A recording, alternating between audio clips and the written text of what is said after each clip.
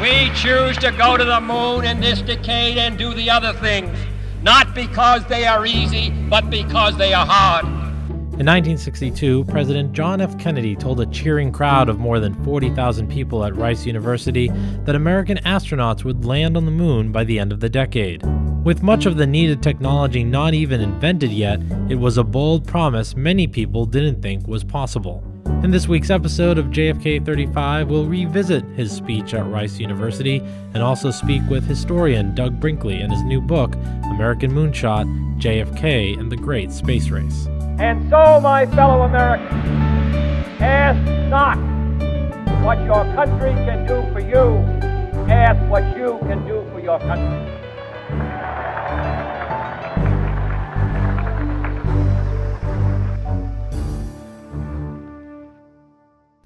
Welcome to this week's episode of JFK 35, a podcast by the John F. Kennedy Library Foundation. I'm Matt Porter. In 1962, President Kennedy made a speech at Rice University that has now become one of his most famous and iconic speeches from his presidency. On a beautiful fall afternoon, he told a cheering crowd of 40,000 people that the United States must be bold and cannot fall behind in the race for space. In his speech, the president paints the space race as not only an opportunity to advance in technology, but as a crucial battlefront in the burgeoning Cold War with the Soviet Union. If this capsule history of our progress teaches us anything, it is that man in his quest for knowledge and progress is determined and cannot be deterred. The exploration of space will go ahead, whether we join in it or not. And it is one of the great adventures of all time. And no nation which expects to be the leader of other nations can expect to stay behind in this race for space. For the eyes of the world now look into space, to the moon and to the planets beyond. And we have vowed that we shall not see it governed by a hostile flag of conquest, but by a banner of freedom and peace. We have vowed that we shall not see space filled with weapons of mass destruction, but with instruments of knowledge and understanding. But this speech was not as well known then as it is today. In fact, research materials from our library show the speech went unnoticed at the time. The press coverage during President Kennedy's visit to Texas doesn't mention the speech much at all. Despite the little press, the journalists who were there described an electrifying atmosphere. Then CBS Southwest Bureau Chief Dan Rather described the speech as a thrilling moment in the race for space. Today, the speech is one of our most requested recordings and repurposed often to serve as an inspiration for any number of products or causes. The speech serves not only as a motivator for sending a man to the moon, but its theme of encouraging bold action has a wide appeal. Joining me now is historian Doug Brinkley. Doug just wrote a new book called American Moonshot, JFK and the Great Space Race. Doug is also a professor at Rice University, where JFK made that famous speech almost 57 years ago. Doug, welcome to the podcast. Thanks for being here. Well, it's a great pleasure.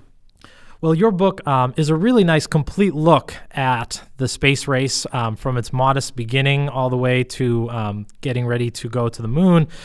I particularly liked how you sort of told the story parallel with President Kennedy's sort of young life, early life, and the influences that things were going on. Why did you choose to tell it that way? Well, I wanted to write about why John F. Kennedy as president put so much of his prestige on going to the moon. Why did he pay $25 billion of taxpayers' monies? That's about $185 billion in today's money. What made Kennedy do it? And so as a biographer, I went back to the beginning, to his childhood in 1917 and the family influences, how the early aviation of the Wright brothers and how he was 10 years old at the time of Charles Lindbergh's transatlantic flight, how Buck Rogers and Flash Gordon were in the air. There was a little bit of a space renaissance going on for young people in toys and memorabilia. And how Kennedy loved the ocean and the seas and had a great sense of adventure, and how, due to a number of circumstances, including his brother dying in World War II when his brother's plane became like a drone trying to take out missiles parts of Nazi Germany, to Kennedy's great fear in the Cold War that the Soviets were beating us after Sputnik in 1957.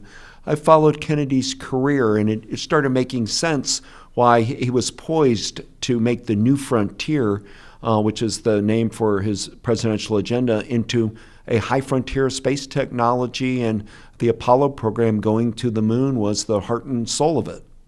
Right. One thing you mentioned there was World War II, and we like to think of the space race these days as that promise of a new frontier, that bold leadership, that, focus on innovation and discovery. But in your book, you really go into detail about how war played a major factor in the development of the technologies that would lead us to space, starting in World War II, and of course, going into the Cold War. If you want to tell me a little bit about that. Everything's about World War II. First off, John F. Kennedy served with the PT-109 in the South Pacific, and as it's famously been portrayed by many before me, barely survived, became a great war hero and a leader, but it was very audacious what those PT boats were doing. And later, Kennedy's love of the astronauts are of the same cut of people willing to risk their lives to accomplish great national things. But also in World War II, the technology developed. The U.S. had, for example, brand new types of planes, military aviation, radar comes out of World War II. But in Europe, Nazi Germany made history when Wernher von Braun shot a rocket over 62 miles into the atmosphere, and we started going into space for the first time. He developed the V-2, which is the prototype for the Saturn V that took us to the moon. The V-2 was a war weapon. It rained V-2 bombs on London, 5,000 of them, and Antwerp in Belgium, and a little bit in France. And so, fortunately, Hitler loses, Nazi Germany breaks up, and the United States, through Operation Paperclip, brought all of the Nazi rocketeers to America, including the great Wernher von Braun, the genius engineer. And so Kennedy meets Wernher von Braun in 1953. They are both the judges for Time Magazine's Person of the Year, and they met in New York, and von Braun and Kennedy chose Konrad Adenauer, West Germany, as the Person of the Year. And Kennedy and von Braun have a very unique history throughout the 50s, so much so that von Braun was voted for Kennedy and very much for him, didn't like Eisenhower, because the big deal in the Cold War for American missile technology was who was going to build the missiles. And Eisenhower backed Navy and Vanguard rockets. And when you see old film clips of these American rockets at Cape Canaveral collapsing, those are Navy Vanguards. Kennedy gets into the Wernher von Braun's U.S. Army rockets, and von Braun has success after success after success. He knew how to build rockets and later space rockets. And John F. Kennedy gets closely aligned with the Army in that regard. Eventually, von Braun works for NASA after it's created in 1958. And it's unusual for a rocketeer, an engineer, to be brought into top policy making. But if you look at the memos at the Kennedy Library, it's always Jack Kennedy, Lyndon Johnson, James Webb, head of NASA, and von Braun's included in the inner circle on figuring out, can we leapfrog the Soviets and go all the way to put a person on the moon? And so the story of going to the moon is deeply we did it for a name of peace, but it also is developed after World War II and post-World War II missile technology. Was there ever any concerns from some people, having Wernher von Braun there as part of the team with his history? More so, historians today are investigating von Braun's time in Nazi Germany, where there is some evidence that he should have been tried for war crimes. Anybody working in the Nazis could have been charged with that, but there were slave labor camps to build his V-2 rockets. Many people perished. And so there's kind of an asterisk by von Braun's name in history. If you're studying engineering or rocketry, but you have to study his principles. But the idea of just turning your back on his Nazi past isn't correct to do either.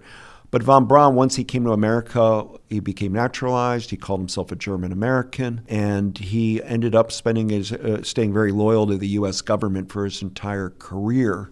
So it's just a question of trying to put his biography in balance. We sure are lucky von Braun and his Rocketeers weren't taken into the Soviet Union. It was kind of just a very lucky thing that von Braun and his team sort of were looking for Americans, and they found, I believe in your book, just like this American lieutenant before the Soviets got to them. Yeah, Wernher von Braun was very smart, to put it mildly, but he saw the writing on the wall. Nazi Germany was collapsing. His view was, I'm never into politics. I'm a Rocketeer building rockets, Hitler's German army paying for my experiments, and so be it.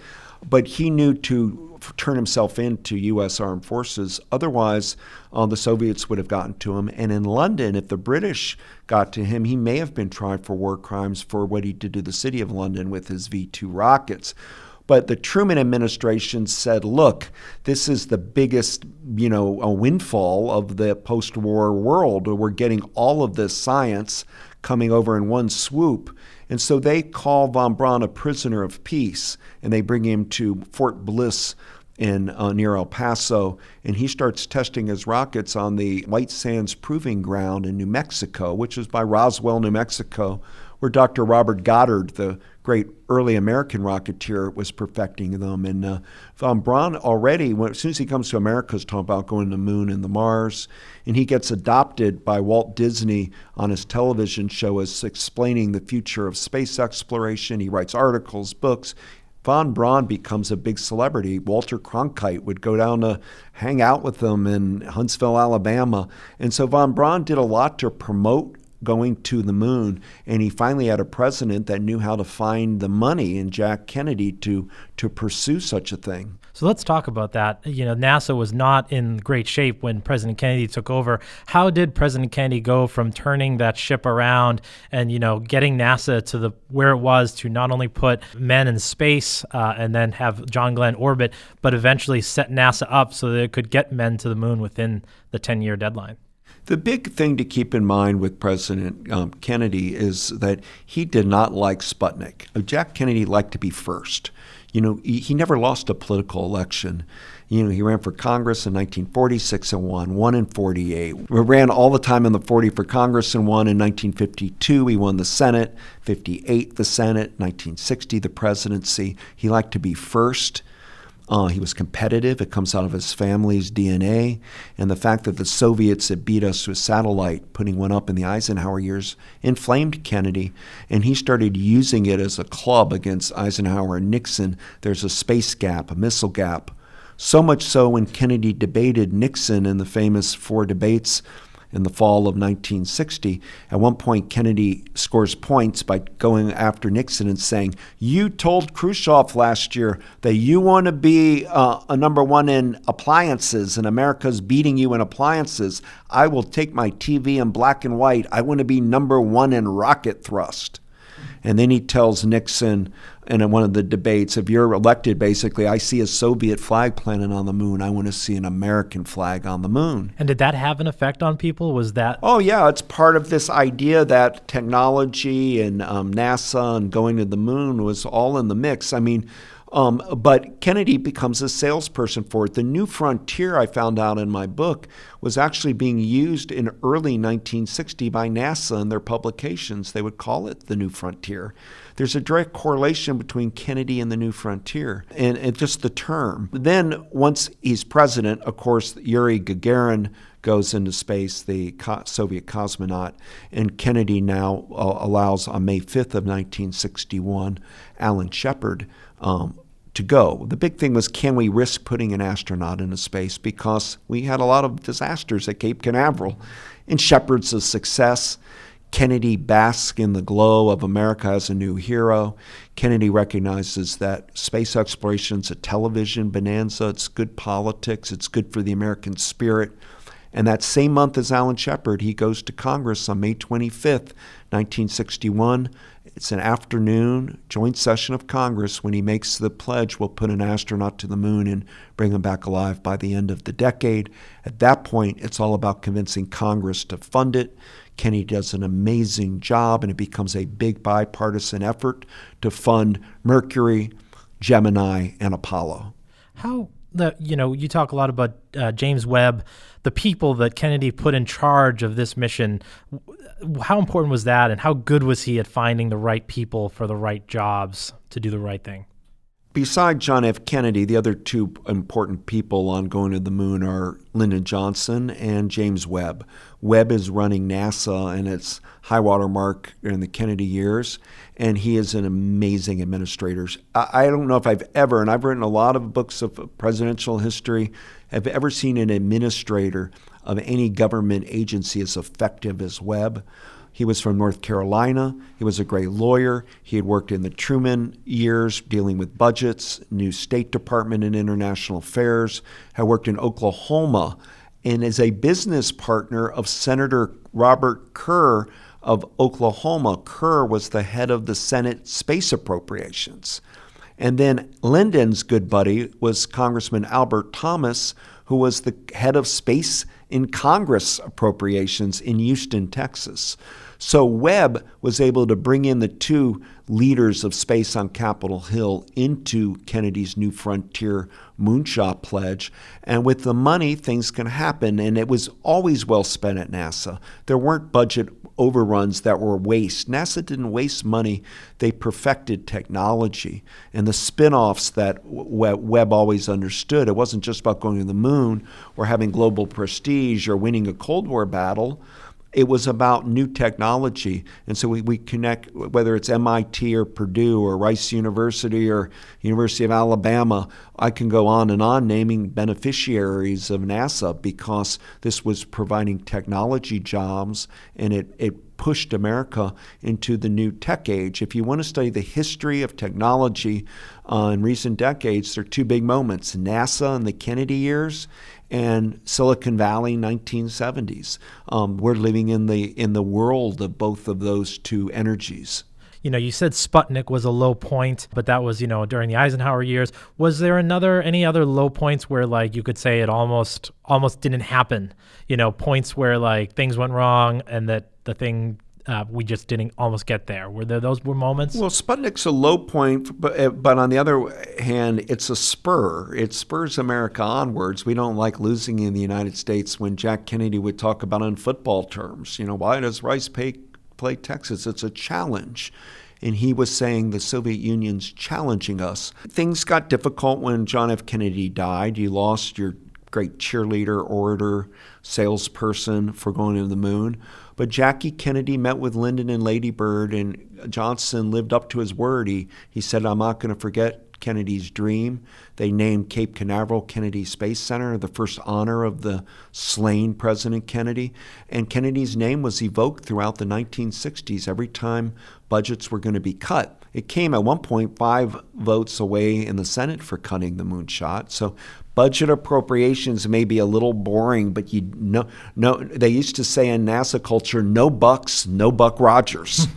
And, it's not as exciting as watching Kennedy, and Johnson do big foreign policy events, but they're funding it. They're finding a way to fund. In the middle of the 60s, 4.4% of our budget's NASA budget.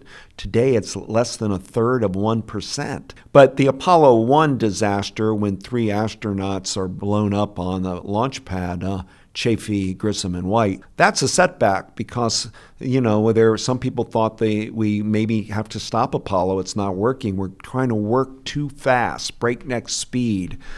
End of the decade, there were people that said, why do we have to put an astronaut to the moon by the end of the decade? Why not 1975? Why not 1980? Take as much time as you need. Because Kennedy knew it wouldn't work if you didn't do it in a wartime a way we did in World War II. That hurry up and do it helps push and prod people.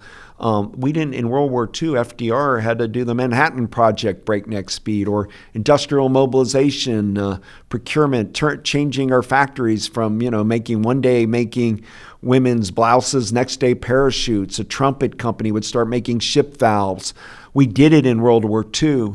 And one of the things I realized by writing American Moonshot, the Apollo program, for all of its modernity, that like in one way you can look at it as the birth of the modern technological revolution. On another way, it's the last act of World War II. It was the last time when companies knew how to mobilize for working with the federal government on a large project. So it's interesting. It's sort of the end of a World War II energy and a beginning of the modern high-tech culture.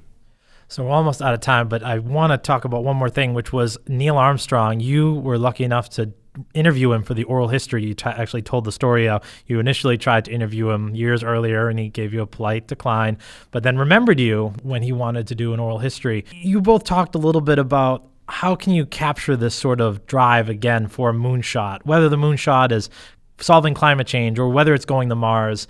You talked with Armstrong about that, and he had an answer for why we haven't seen that type of drive like we did in the 1960s today. Well, but the answer is that it's a confluence of reasons. You have to have presidential leadership. We had it with Kennedy. You had the computer technology was just developed in the late 1950s, MIT being a big part of all of this. And, that was unique, but we also had a rival in the Soviet Union, somebody to beat, the anti-communist fervor of the Cold War, which is problematic in Vietnam, is very positive in the sense of helping American technology go forward. There also has to be a belief in science. Right now, in 1960, Time magazine picked scientists as their persons of the year. Right now, we're in an age where people are denying science. But the moonshot is a term that we use. A moonshot may be returning to the moon. Vice President Pence has recently suggested that. The moonshot, as Buzz Aldrin sees, it's a Mars shot. But also, the moonshot may actually be, what that we need today may be an Earth shot to fight climate change. We may need to pull together and do a grand attack on the climate challenge. Or Joe Biden talks about the new moonshot should be a cure for cancer. So the idea is there are a lot of ideas.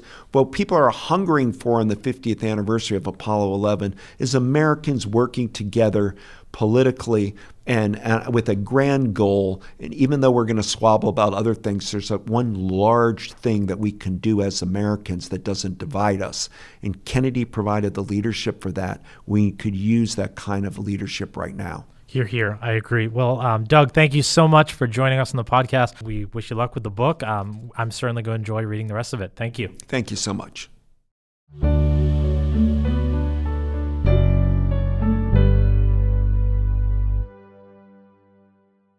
And that's it for today. Thank you for listening to our latest podcast. Stay with us next time as we bring you more stories from the JFK Library.